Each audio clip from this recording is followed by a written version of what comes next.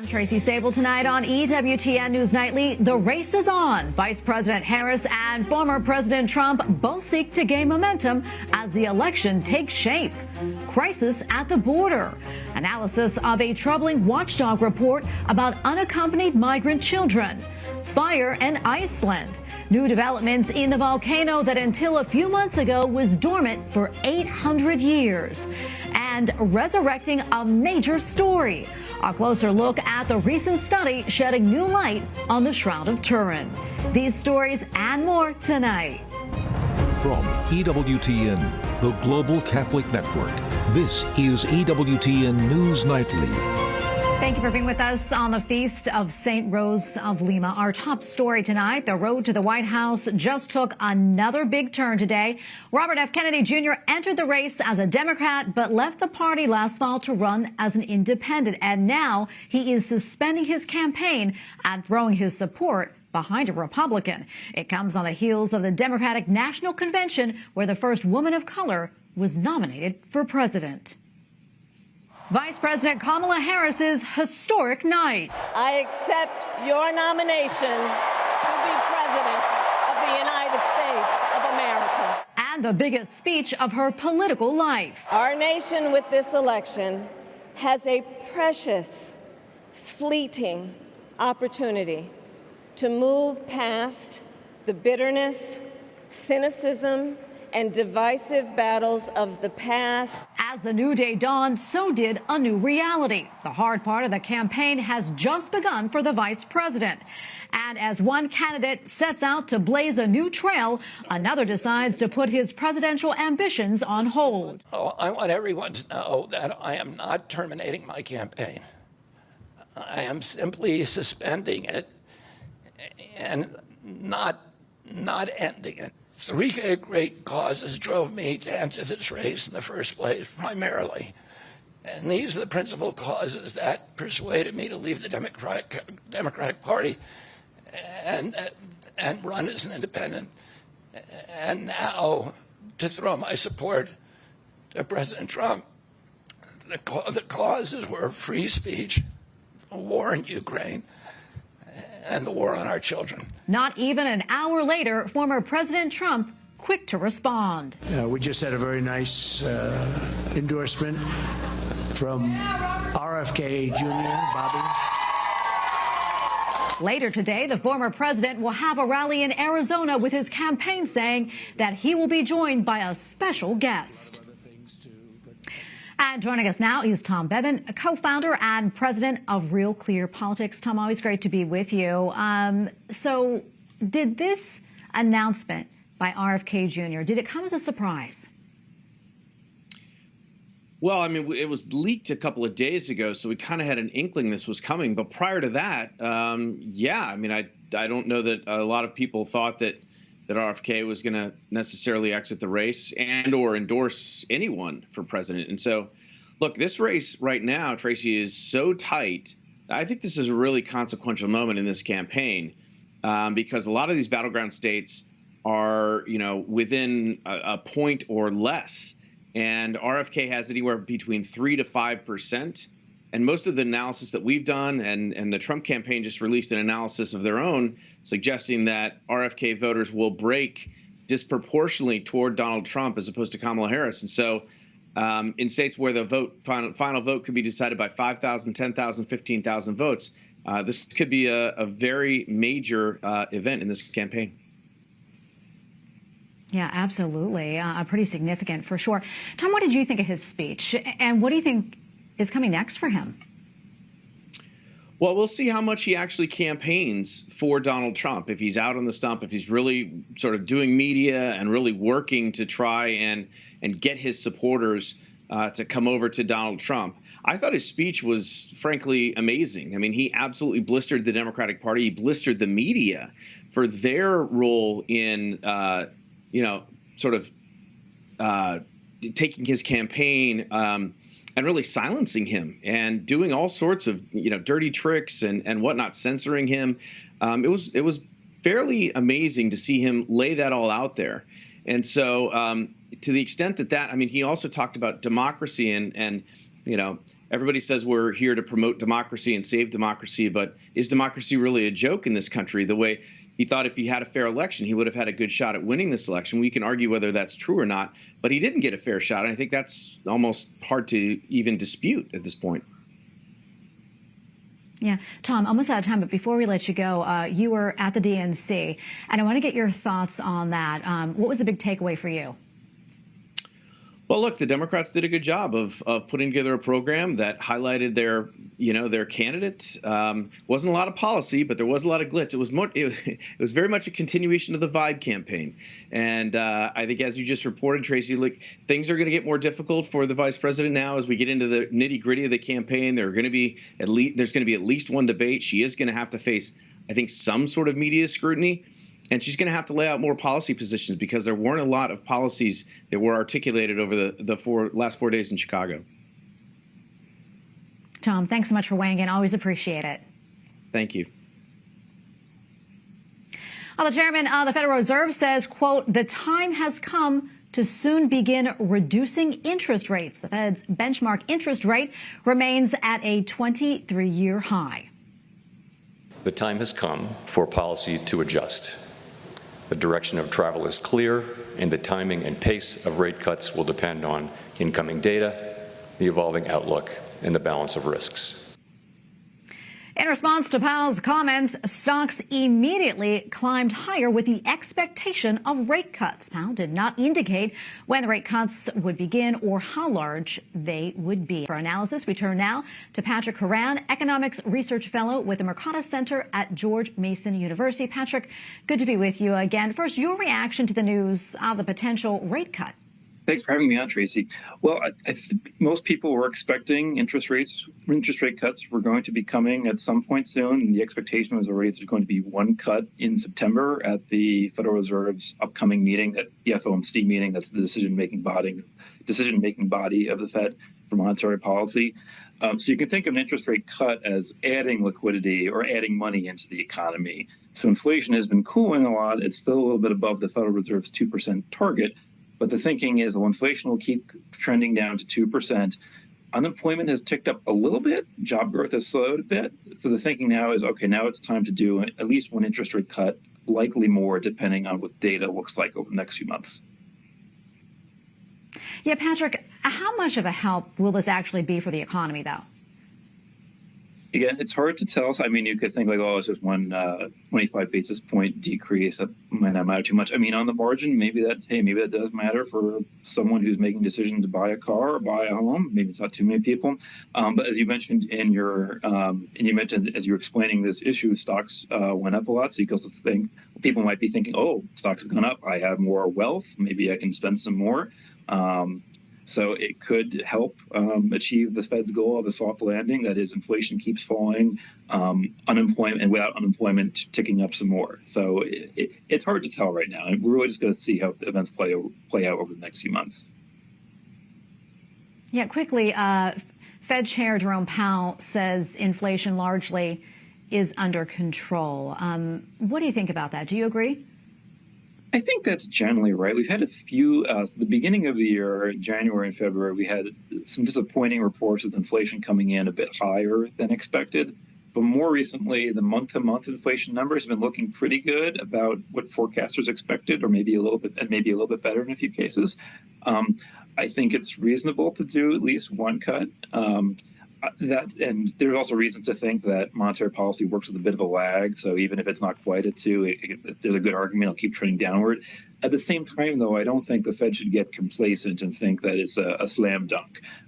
There have been a lot of times in the past few years where the Fed has forecasted where it thinks inflation will go, or interest rates will go, and it was very off. So I wouldn't want to. I don't think the Fed should promise too much. And I think the trajectory we're on right now is pretty reasonable. Patrick, thank you so much. Great to get your insights. Thanks for having me.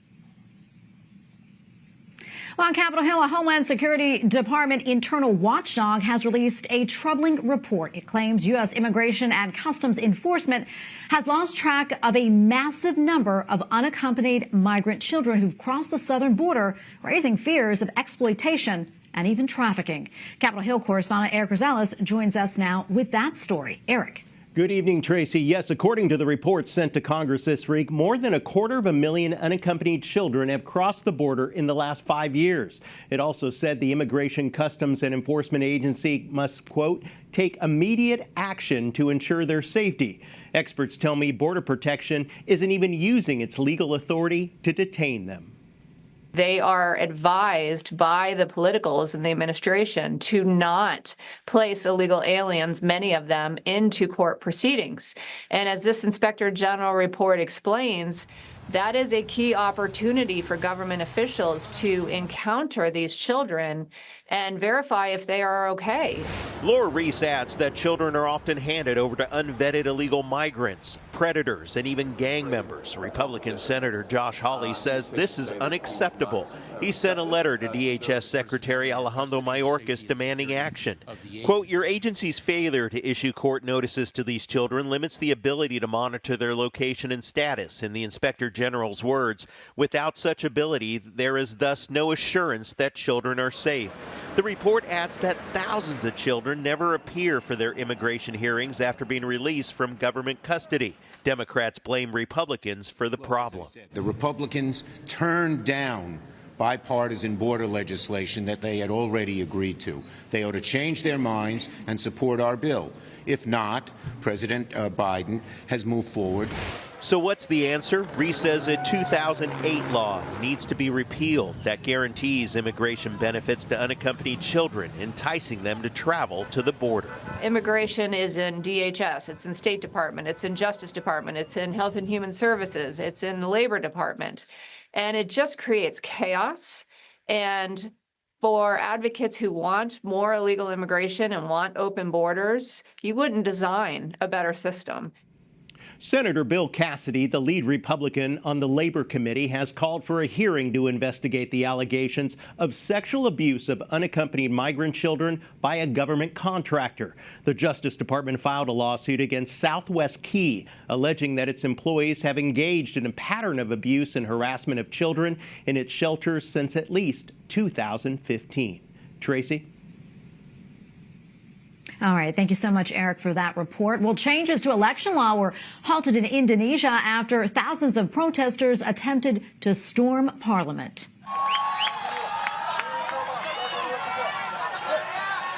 Police used tear gas and water cannons to disperse the protesters who had torn down a fence and were throwing rocks at security. The proposed changes have been criticized as a way to strengthen the political influence of the outgoing president. For the sixth time since last December, a major volcano is erupting in Iceland. Lava is spewing through the volcano in the southwestern part of the country. Roads are closed, though the lava is not flowing toward a nearby resort town. Most people left that town in December following the first eruption. Prior to that, the volcano was dormant for 800 years. The most recent eruption is not expected to impact air travel. One of Canada's two major railroads is back on track, bringing an end to a work stoppage over a contract dispute. Canadian National trains started rolling at 7 a.m. Trains operated by Canadian Pacific Kansas City remain parked. The Canadian government ordered the disputes to enter arbitration amid fears the strike could hurt the economy. And we have a lot more still to come here on EWTN News Nightly, including 3-star review. Celebrities take the DNC by storm, but how do their endorsements play with the voters?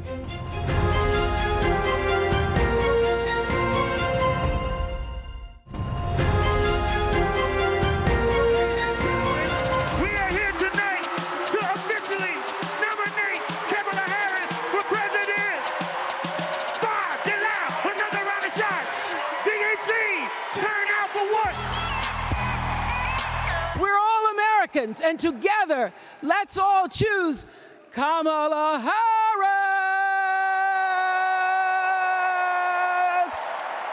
I am here tonight because I am an American and because I am a voter and because we, the people, are stronger when all our voices are heard. A rapper, Lil Jon, media mogul Oprah, and actress Kerry Washington. Those were just a few of the big names at the DNC. And no, Beyonce was not part of the program. But when it comes to celebrities and candidates, an endorsement could help or could it hinder a campaign. To discuss this, let's bring in University of Pennsylvania Wharton School of Business professor of neuroscience, psychology, and marketing, Michael Platt. Professor Platt, great to be with you today. You co-authored a 2023 study titled The Marketing Psychology Behind Celebrity Endorsements. Tell us about the findings.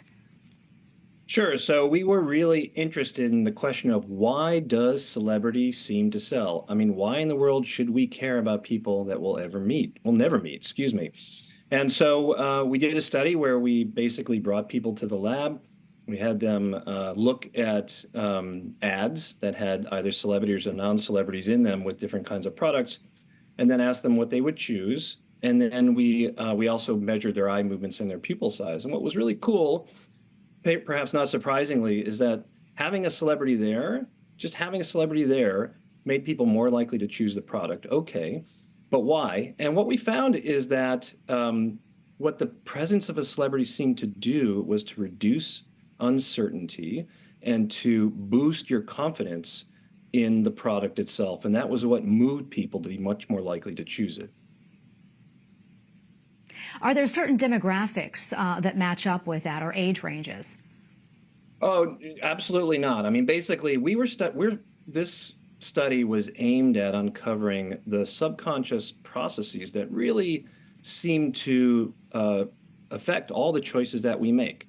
And in fact, we'd done very similar studies, believe it or not, in monkeys, and showed that the equivalent of a monkey celebrity, so the dominant monkey in the group, had a similar effect on monkeys choosing different things. And in fact, monkeys would give up juice, trade some juice to see a picture of a dominant monkey.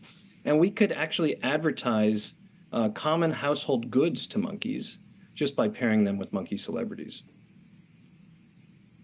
I know you also talk about something called the vampire effect. What is that? So celebrities, by their nature, they're familiar, they're well known, they're popular, they're often attractive, and those features tend to attract our attention. And what we attend to is turned up in the brain, it's boosted in the brain, and what we are not paying attention to is turned down. So there's the potential that having a celebrity, on the podium next to you or in the ad next to you could kind of suck up all the attention of the viewer and leave very little left over for the person who's being endorsed, in this case, a candidate for office. Yeah, and there were a large amount of celebrities that were endorsing Kamala Harris at the DNC. What was your reaction to that? Well, I mean, it's great to see so much enthusiasm, but it is a little bit surprising. There's a lot of celebrity to keep track of. And so perhaps they were going for trying to make sure they hit every different demographic and every different kind of thing that people like, whether that's music or whether that's, acting or celebrities in general. But it's kind of a lot. It might be a little bit of overload. All right, we're going to leave it right there, Professor Platt. Thank you so much for coming on. We really appreciate it. Sure, thank you. Well, officials in Norway are considering whether to scale back pro-life protections. The new proposal would allow abortion until the 18th week. Currently, abortion is allowed through the first 12 weeks of pregnancy. The change would be the first change to the abortion policy in nearly 50 years. With flu season right around the corner, the FDA approved an updated version of the COVID-19 vaccine. Officials say the update targets a recent strain of the virus. Pfizer and Moderna are set to start distributing millions of vaccines in the coming days, with a third distributor joining in just a few weeks. Up next on EWTN News Nightly, shrouded in mystery. A new study sheds light on the Shroud of Turin. We have analysis from Father Robert Spitzer.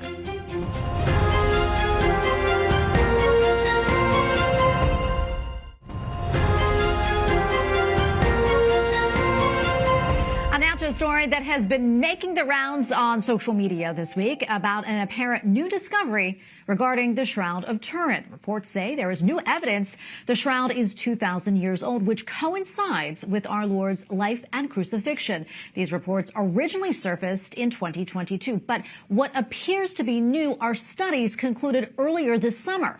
They were focused on bloodstains and scourge marks found on the shroud and allude to Christ's death by being nailed to a cross, a common method of execution by the Romans at the time in 33 AD. And for analysis, we turn now to Father Robert Spitzer, president of the Magis Center of Reason and Faith. He is also the host of EWTN's Father Spitzer's Universe. Father Spitzer, great to be with you today. As we know, you've written and lectured on the shroud for many, many years now. What is your reaction to this new scientific research? Well, I think it has been out there and piling up for quite some time now. This new wide-angle X-ray scattering test is a very good, reliable, peer-reviewed test that was put together by Dr. Liberato Di Caro and his team at the Italian National Labs. I think the result is excellent. It was done on several different strands from the Shroud of Turin taken from different places, and it shows pretty conclusively that the shroud originated between 54 to 75 AD, right in that area, because the samples matched from this test the same samples that were taken from linens that are accurately dated with an excellent provenance back to that time in Israel. I think the test is good because it's non-carbon related, so you don't have to worry about any carbon buildup from, for example, the fire of Chambéry in the 1500s, and you don't have to worry about neutron irradiation that could have come from this radiation burst that led to the image on the shroud that might have transformed the N14, the nitrogen 14, into carbon 14 and elevated the carbon content. So this is really a carbon-free test. I think it accurately portrays a 2,000-year age for the Shroud of Turin, right at the mid-first century, at the time of Christ. Father Spitzer, what's the Church's official position on the shroud, and how should Catholics view this relic? Well, first of all, the Church, will not take a position on the shroud per se, at least certainly not with respect to the scientific testing. I think the shroud can approve it. I mean, the Church can approve, looking at the shroud and venerating it, for purposes of devotion, but in no way would the shroud be a necessary building block to faith in Jesus Christ. I mean, there is so much good historical and exegetical evidence for Jesus today. You really don't need the shroud. Nevertheless, at the very same time, if the shroud is shown not only to have this 2,000-year-old dating, and I think already we have 3 other dating tests: a Fourier transform infrared spectroscopy, a Raman laser spectroscopy, and a mechanical compressibility and tension test. All of them, when the weighted test results come in, give an age of about 90 AD. So now you really, with this good peer-reviewed wide-angle scattering test, you've got a pretty good idea. The mid-first century is the time the pollen grains and fossils really do indicate an origin in northern Judea and Jerusalem. But what's really important is if we find cosmogenic isotopes embedded in that shroud in the next scientific investigation, things like chlorine 36 and calcium 41, which really only happen near, an atomic reaction. If we find those embedded in the shroud in any abundance, we'll know that this shroud was produced by a tremendous burst of particle radiation, which frankly would be so unusual. There's no scientific naturalistic explanation for it.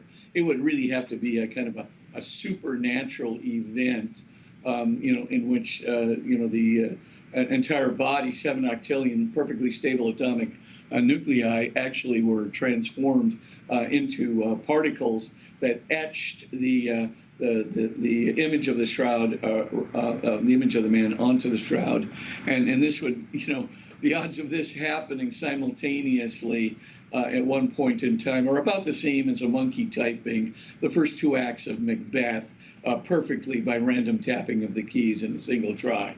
So, like I said, we don't need the shroud to establish faith. We can do that on the basis of the church alone, on the word of Christ alone in Scripture. We have fantastic evidence for Jesus that it comes from many contemporary hostile sources like Flavius Josephus and Cornelius Tacitus, people like that, which definitely show they're historians hostile to Christianity, writing around 80 to 90 AD, already, that show the historicity of Jesus.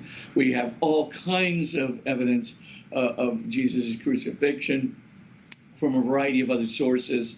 But the main thing is, if this really does pan out, you not only have evidence for the existence of Jesus, you would also have evidence for his passion and crucifixion, and also evidence that the gospel narratives actually recorded the history of the passion and crucifixion precisely as it occurred. So in other words, the shroud validates the gospel narratives, and so the gospel narratives really would be talking about this unique crucifixion event with a crown of thorns, a spear in the side, etc. All this is writ large, anatomically, scientifically on the Shroud of Turin. But more than that, you would actually have a significant evidence of a tremendous burst of radiation. This is the most unusual image in the world today. There's no image like it, and it's the most scientifically tested historical artifact in history. So you have this together, and that would provide, Father Spitzer, thank you so much for your time. I'm sorry to jump in, and we're running out of time. This is so fascinating. I wish we had more time, but thank you so much for speaking with us about this. Very exciting, and God bless you. God bless you too. And we thank you for watching tonight. Remember, you can follow us on social media, Facebook, X, and Instagram at EWTN News Nightly. I'm Tracy Sabol. Good night, and God bless.